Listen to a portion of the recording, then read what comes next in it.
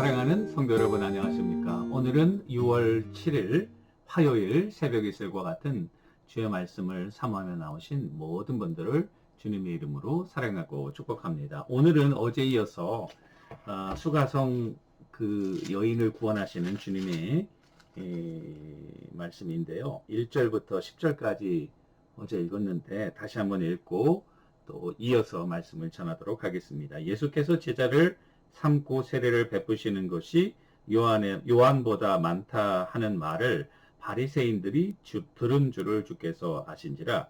예수께서 친히 세례를 베푸신 것이 아니요 제자들이 베푼 것이라.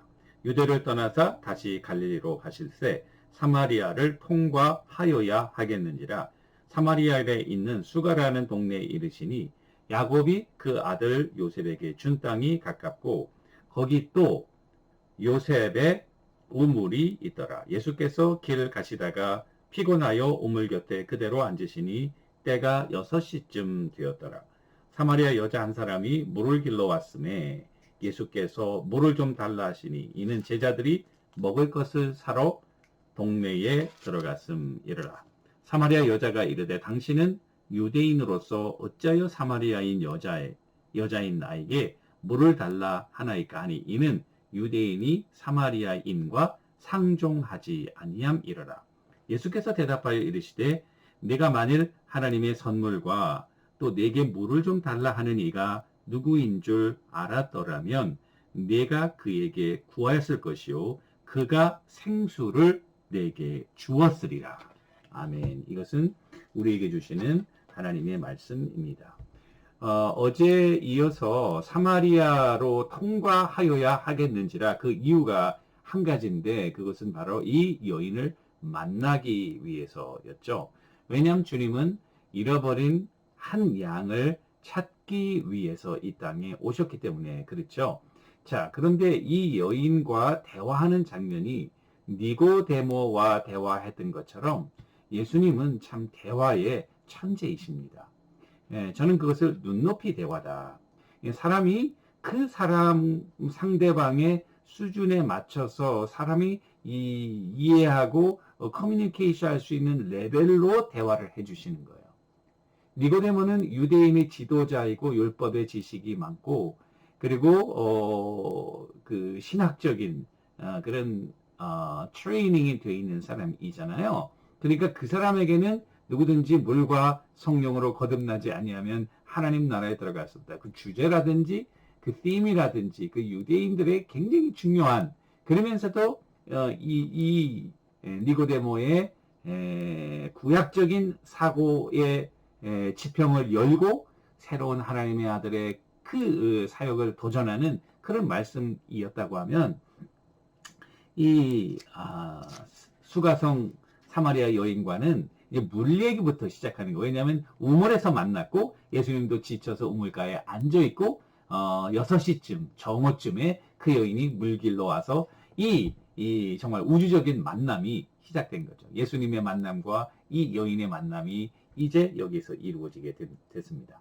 여러분 그 요한복음에 굉장히 중요한 이것뿐만이 아니고 요한복음을 잘 이해하기 위해서 여러분들과 제가 꼭 하나 생각해야 될 것이 있는데 예수님이 하는 말과 그리고 이제 같은 차원의 대화를 하더라도 주님께서 이 영적인 차원으로 도전을 한다고요. 그래서 예수님 차원도 두 가지가 있어요. 하나는 육신적인 차원 또는 아래로 차원, 어버브 차원 또는 빌로우 차원. 빌로우는 비, 어버브는 어버브. 예수님의 차원도 이 두 가지로 가고 있어요.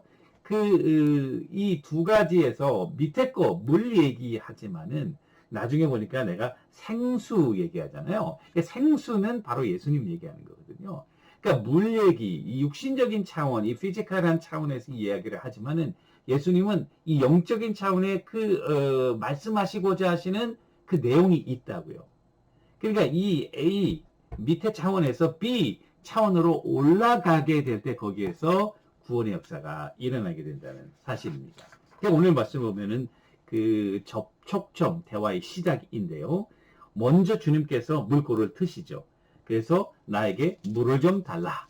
자, 이거는 above 위의 차원이 아니고 below, 밑에 차원이죠. 육신적인 차원으로 주님이 접근하신 거예요. 물을 달라. 그거는 우물가에서 이 여인이 물 길러 왔고, 그리고 물 바가지도 있을 것이고, 예수님 물 바가지도 없으니까 그 여인의 도움을 빌어서 물을 마시고자 하시는 그런 의도이시겠죠. 자, 그런데 이와 같은 예수님의 선제적인 어프로치에 이 여인이 깜짝 놀라는 거예요. 왜냐하면 9절 사마리아 여자가 이르되 당신은 유대인으로서 사마리아 여자인 나에게, 이건 유대인의 남자로서 유대인 사마리아 여자인 나에게 물을 달래. 유대인하고 사마리아도 이렇게 서로 상종하지 않을 뿐더러 성별도, 여러분 우리 옛날에 뭐라고 그랬어요? 남녀 7세 부동석이라고, 남녀가 7세 이상 되면 같이 자리에도 앉지 않는다 그랬잖아요. 2000년 전이에요. 유대 사회예요. 얼마나 폐쇄적이고 그런 그 사회였습니까? 그러니까 어떻게 당신이 나에게, 그러니까 이 여자가 굉장히 깜짝 놀라면서 예수님에게 그렇게 대답을 한 거죠. 그랬더니 주님께서 뭐라고 이야기하시냐면 10절 내가 만일 하나님의 선물과 또 내게 물을 좀 달라는 이가 누군 줄 알았더라면 내가 그에게 구하였을 것이요 그가 내게 생수를 주었으리라.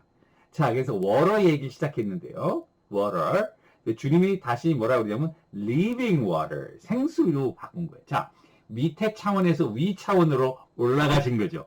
처음에 밑에 차원 물 얘기를 하면서 내가 너에게 물을 청하지만 네가 내가 누군지를 알았다면 오히려 네가 나에게 물이 아닌 생수를 요구했을 것이다. 이런 말씀을 하시는 거예요.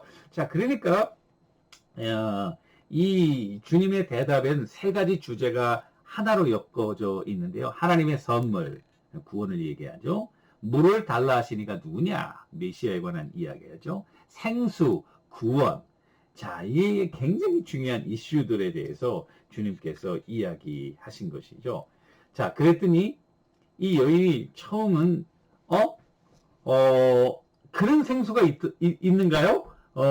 그러면서 만일 12절 우리 조상 야곱이 이 우물을 우리에게 주셨고 또 여기서 자기와 자기 아들들과 짐승이 다 마셨는데 당신은 야곱보다도 크니까 이 여인은요 어느 정도 이 성경에 대해서 영적인 열망과 그리고 배경을 가지고 있는 여인이에요. 비록 사람들이 그를 뭐 어떠한 이유로 천하게 여기고 따돌림했는지는 잘 알 수 없지만은 그러나 영적으로 매우 갈급하고 구약에 대해서도 어느 정도 알고 있는 그런 여인인 거예요. 그러면서 예수님의 차원으로 올라가지 못했지만은 구약적인 차원으로는 올라가서 야곱의 우물에 야곱의 이런 그 아들들과 가축들이 다 마셨는데 그럼 당신은 야곱보다 큰 사람이냐?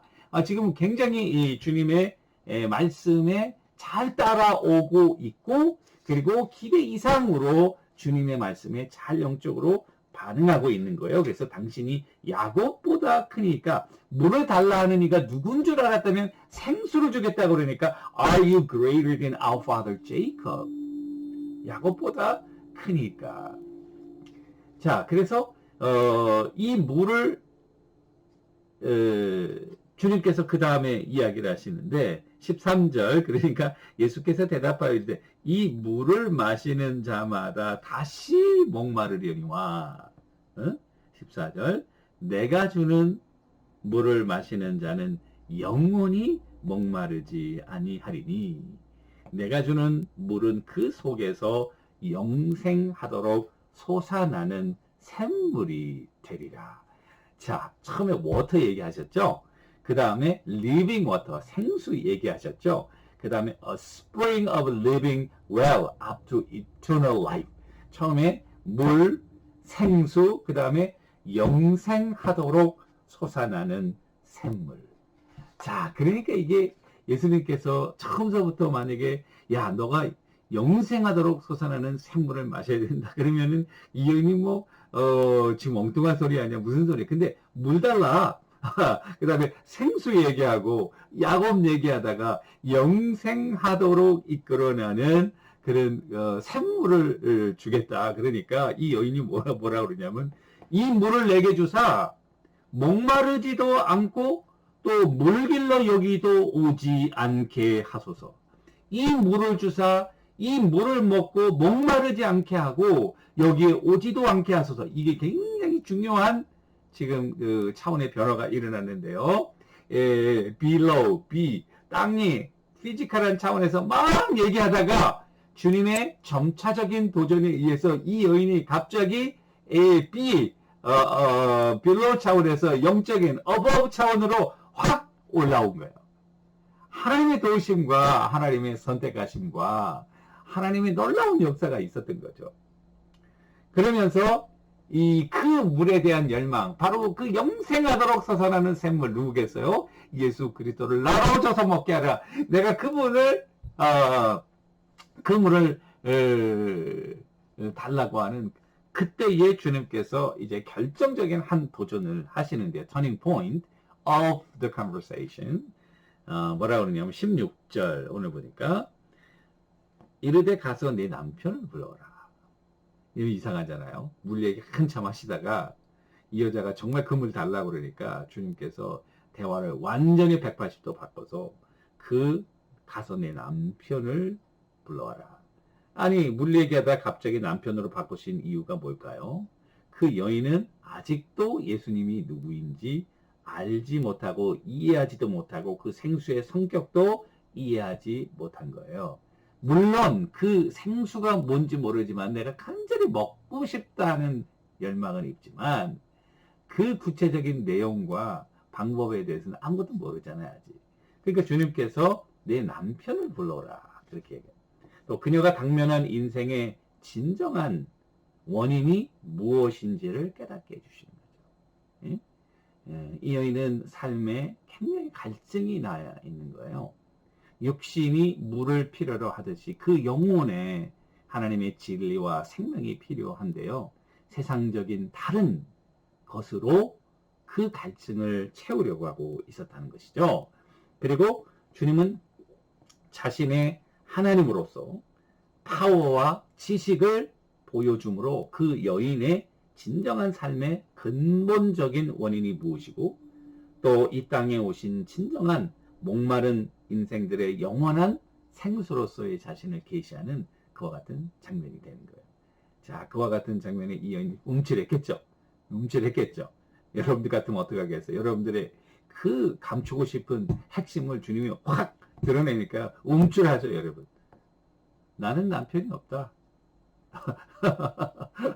아무것도 모르는 줄 알고 말이죠. 난 남편이 없다. 예수님이 야, 너 남편 있는데 거짓말이지. 이러지 않아요. 주님은 참 인격적이세요. 그리고 참 만나는 사람을 그대로 존중하세요. 뭐라고 그러냐? 내 남편이 없는 말 맞다. 과거 5명이 있었고 지금 있는 사람도 내 남편이 아니다. 이 말씀을 하십니다. 그랬더니 이 여인이 주여 내가 보니 선지자로 소이다. Sir, I can see that you are a prophet.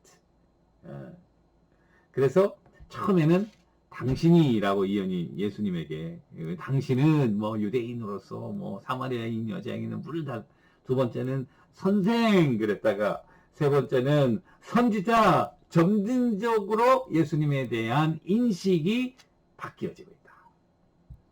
그 여인의 반전은 뭐냐? 그때 뭐라고 하냐면 우리 조상들은 이 산에서 예배했는데 당신들의 말에는 예배할 곳이 예루살렘에 있다. 갑자기 이 여자도 주제를 확 바꿔버렸어요. 바꾼 이유는 개인적인 과거를 피하려는 시도였다. 이렇게 말하기도 하고요.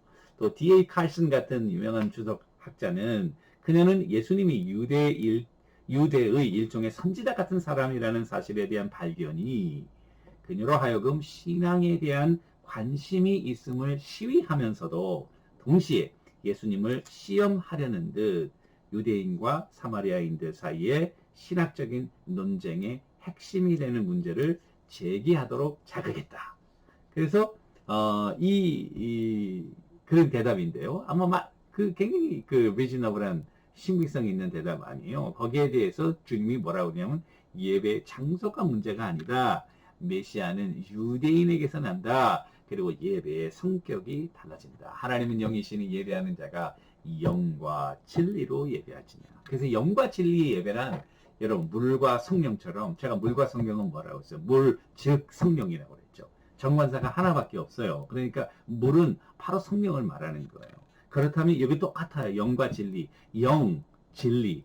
그죠? 영으로 바로 진리라는 말이에요.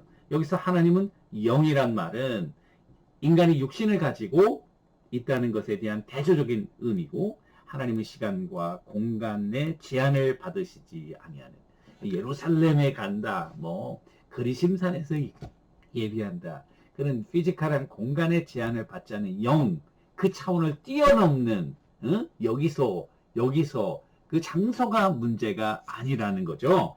그리고 이 하나님은 생명을 주시는 life giving, 생명을 주시는 그와 같은 자임을 강조하면서 그런 하나님을 예배해야 한다고 하는 것을 우리들에게 보여주고 있습니다. 따라서 영과 진리의 예배란 하나님의 아들로 오신 예수 그리스도가 메시아 되심을 인정하고 고백하는 예배다. 왜냐하면 그리스도로 말미암아 구약의 모든 제도에서 이제 영과 진리의 예배가 되었잖아요. 자, 좀 시간이 많이 지났는데요. 마지막으로 그러니까 이제 마지막으로 그 여인이 뭐라고 하면 이제 메시아가 나온 거예요.